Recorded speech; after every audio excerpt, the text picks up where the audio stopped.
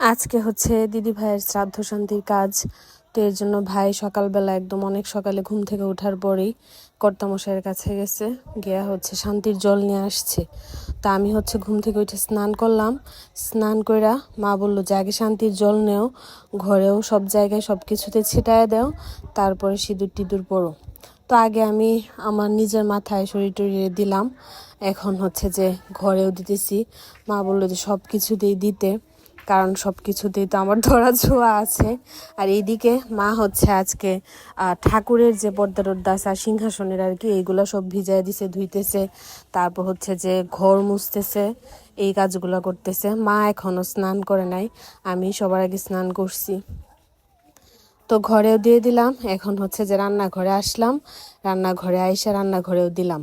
আর অন্য রুমগুলো মুছা কমপ্লিট। ভাইয়ের রুমটা হচ্ছে যে মাত্রই মুছতেছে আর কি, মুছা প্রায় শেষই।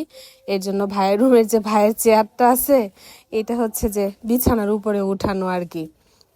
তো ভাইরে বললাম, ভাই তো চেয়ারটা তুই একটু দিয়ে দিই। আর ভাই আমার সাথে তখন মজা করতেছিল, ভিডিও ভাই করে দিছে।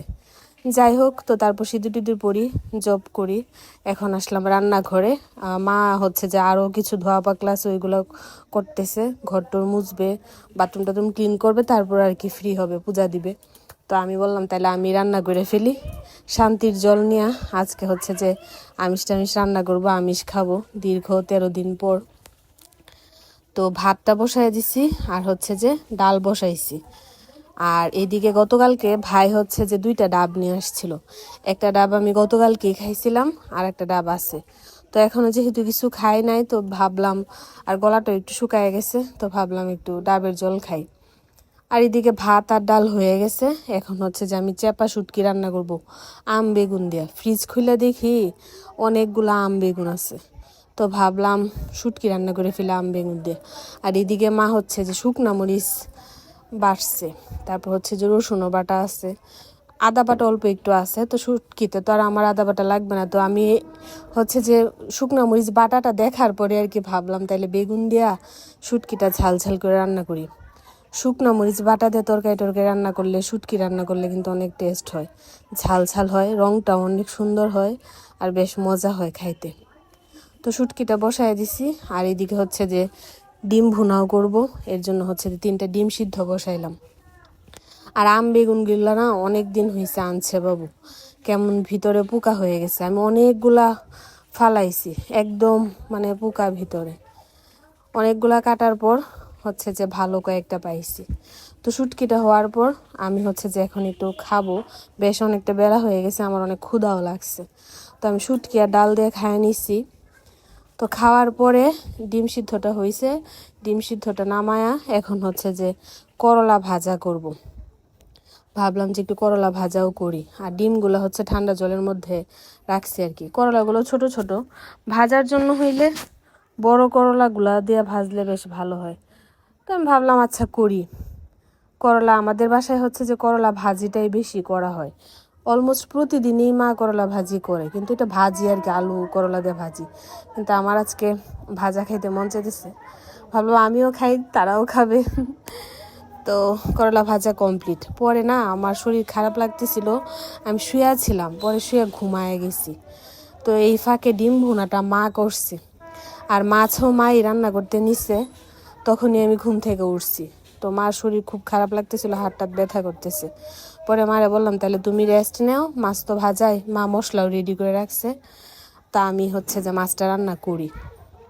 তো এই যে এখন আর কি মাছ ভুনাটা করতেছি। আর এই ফাঁকে একটু আগে ভাই খাইতেছে, ভাই হচ্ছে যে ওরে একটা মাছ ভাজা দিছি। ও বলতেছে আর কি মাংস রান্না করার জন্য, ও বলতেছে যে একটু মাংস নামাও, আমি রান্না করবো না। তো পরে মা মাংস নামাইছে, মুরগির মাংস নামাইছে, আর ওইটা হচ্ছে একটু হাঁসের মাংস। হাঁসের মাংস একদম অল্প অল্প একটু আছে আর কি। তো এই তো মাছ ভুনাটা হয়ে গেছে। তা হাঁসের মাংসটা আমি রান্না করব। পরে ভাই বলতেছে যে থাক, মুরগির মাংসটা তাহলে উঠায় রাখ, মানে ভাই তখন বাইরে যাবে, বললো যে তাইলে আমি কালকে রান্না করবো না, তুই এইটুক হাঁসের মাংস রান্না করে ফেল। তো মাছটা হওয়ার পরেই যে এখন আমি খাইতে বসলাম, প্রথমে ডিমটা দিয়ে খাইতেছি, তারপর হচ্ছে যে মাছ দিয়ে খাবো। আমি না এতদিন আমি যে এই যে নিরামিষ খাইছি, অনেকে আছে না যে নিরামিষ খাইতে পারে না, নিরামিষের টাইমে হচ্ছে যে আমিষ মিস করে।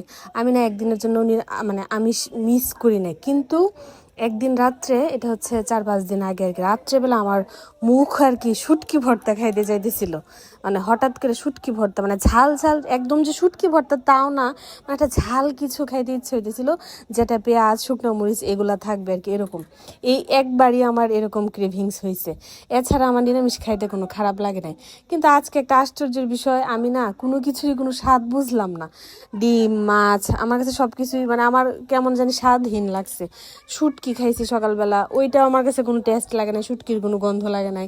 ভাইয়েরে মারে জিজ্ঞেস করছি যে তোমাদের কাছে কি এটার কোনো গন্ধ লাগছে বা টেস্ট কি ঠিক লাগছে, তারা বললো যে হ্যাঁ আমাদের কাছে তো ঠিকই লাগছে।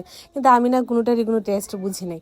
যাই হোক, তো সন্ধ্যার দিকে ভাই হচ্ছে যে আসার সময় ও তো বাইরে গেছিলো, আমার জন্য হচ্ছে যে ফুচকা নিয়ে আসছে। আমি হচ্ছে যে ফুচকাটা বানাইলাম, বানাইছি বলতে ওই সব তো রেডি করাই জাস্ট আর কি, ভিতরে যে পুরটা থাকে এটা দিলাম, টকটকটা বের করে রেডি করলাম প্লেটে, বাটিতে নিলাম, সবাই আমরা খাইলাম, আমি ভাই মা। আর হচ্ছে যে এখন খাওয়ার পরে এখন এই যে আমি হাঁসের মাংসটা রান্না করবো আর কি রাত্রের জন্য। দুপুরবেলার খাবার তো পর্যাপ্ত খাবার ছিল, হাঁসের মাংসটা একদম অল্প, এর জন্য মা এখানে কয়েকটা আলু আমারে দিল, যে একটু যেন বাড়ে আর কি। তো আমি হাঁসের মাংসটা ভালো করে কষায়, মাংসটা না মশলাটা ভালো করে কষায় নিছি। এটাতে হচ্ছে যে ওই যে শুকনো মরিচ বাটাটা দিছি, যার জন্য রংটাও সুন্দর হয়েছে। আর হাঁসের মাংসটা একটু ঝাল ঝাল হইলেই ভালো লাগে আর কি। তো এই তো বেশ অনেক দিন পর আমি আজকে একটু রান্না বান্না করলাম, ভালোই লাগতেছে। দিনে মানে আমি একটু কাজ করছি, রাত্রেও একটু রান্না বান্না করছি, সময়টা আমার আজকে ভালোভাবে গেছে। আর আমারও ভালোই লাগছে। তবে হাঁসের মাংসটা অনেক টেস্ট হয়েছে, মার কাছে তো অনেক ভালো লাগছে। তো এই ভিডিওটি এই পর্যন্তই, টাটা।